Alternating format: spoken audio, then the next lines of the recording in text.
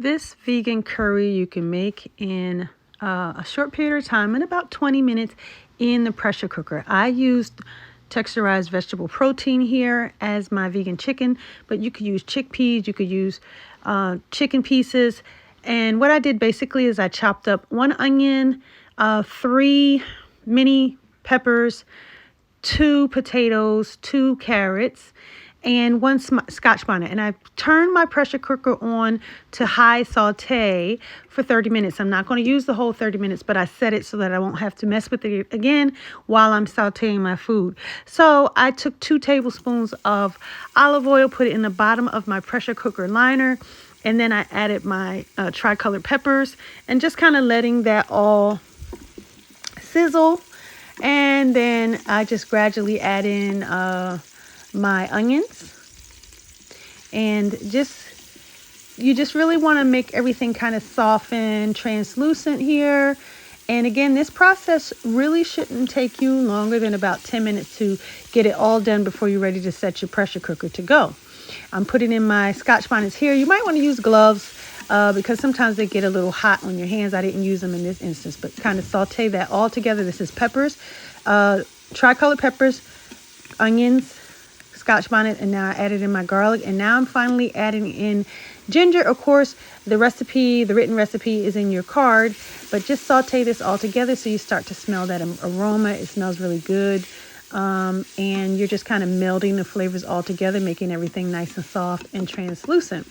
Now, once you do that, go ahead and add in about 4 or 5 tablespoons of curry powder, and you want to kind of cook the curry so that it's not raw. So that's why you're moving it around in the oil with the vegetables so that you're cooking that raw flavor out of the curry. You're kind of priming the seasonings of the curry. Put a little bit more olive oil in, like another tablespoon, just to make sure everything is nice and soft, nothing sticking there.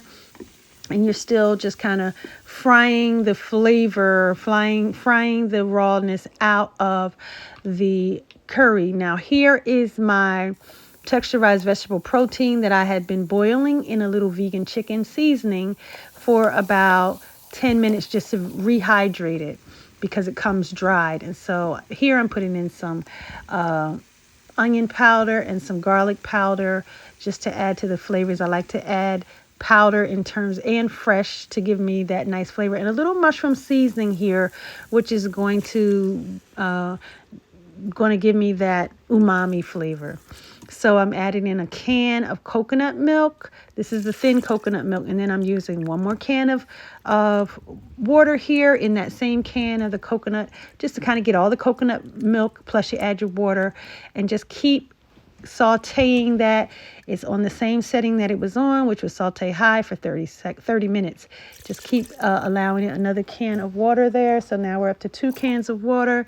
Now I'm starting to add in my potatoes.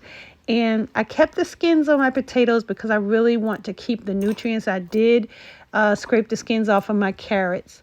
So put in your 2 carrots that you've chopped up, and just continue to saute that till you're ready to go. I like to taste it to make sure that the broth tastes really good before I close the lid on my curry.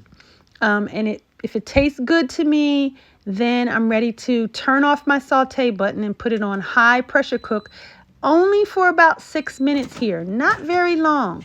So I put it on high pressure cook for 6 minutes, and then what it will do, it will go up to pressure, and it will stay and cook 6 minutes on pressure, and then I let it slowly release, and this is the product.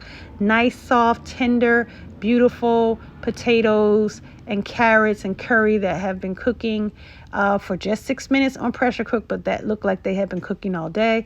I put that with a little rice and quinoa.